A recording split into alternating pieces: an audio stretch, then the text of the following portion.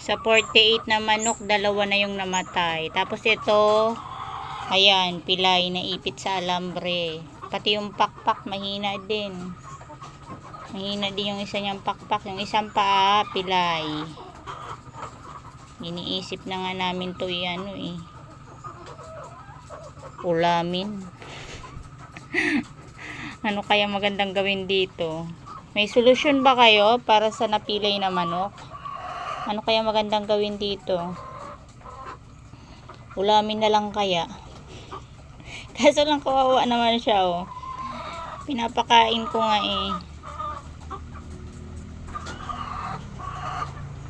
Araw-araw pinapakain. Ano na to siguro? Mga 1 week na tong ganito. Tapos kahapon, sinubukan namin siyang ibitin ng ganito. Para magkamero ng lakas yung paa. Kasi nakahiga na lang siya Ewan ko lang. Try lang natin. Try lang namin. Pag walang effect, sorry ha, baby loves. Ulaming ka na lang. Okay? Ay, nake.